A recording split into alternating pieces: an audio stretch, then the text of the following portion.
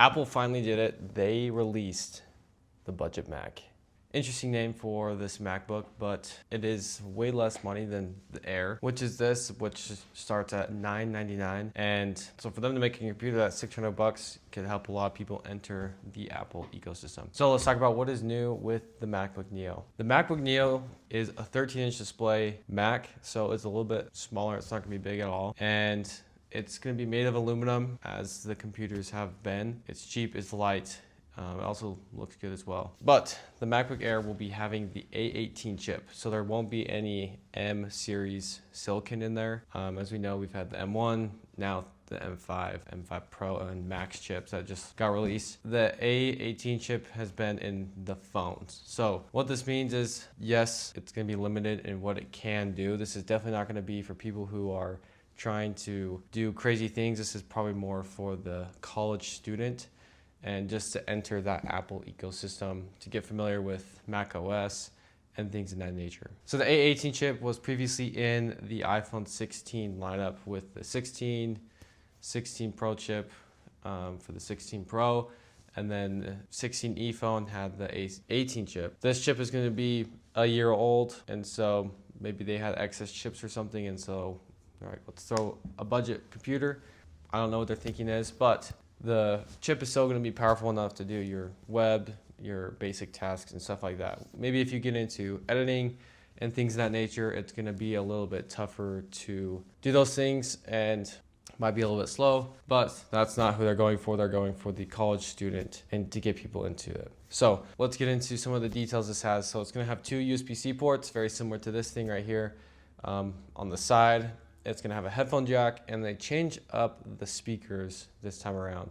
Instead of having it up here under the screen, they're having two speakers that shoot from the sides, and they're saying it's going to have a surround sound feeling. So that will be interesting to see and to try out if it's better or worse or the same as what they have been doing from having the speakers that shoot straight up from the screen. It has a 1080p front-facing camera. It's got two mics, so you can do your web, your zooms, and all that stuff for you. It's got the Liquid Retina display. Okay, so let's talk about the keyboard. So the keyboard in itself is going to be the same, and now there's a caveat there though. They say it has Touch ID, but if you go into the pre-order and you pick your color, there's 4 colors by the way. There's silver, blue, pink, and yellow. They call it citrus, blush, and indigo, and silver.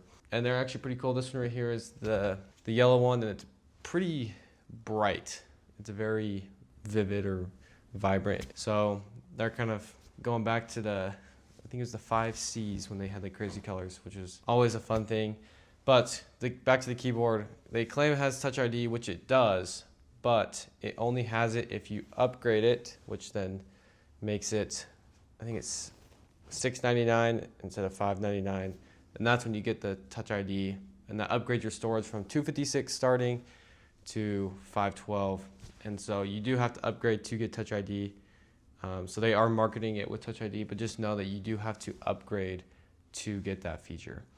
They claim to have 16 hours of battery life or video playback, so the battery's not going to be the best, and so you're definitely going to want to make sure you have the charger on you, because it's probably going to die one way or another.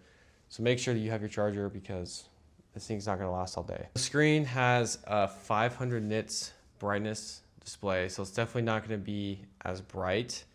Computers are generally not as bright when it comes to the max brightness, but they're just finding little ways to make it cheaper, and so this is one of them, with a 500 nit screen where it's just not going to be as bright. So when it's bright outside, like right now, if you're sitting in the sun, it's not going to be the best. So keep that in mind when you're purchasing this laptop. Okay, so that in itself is the MacBook Neo.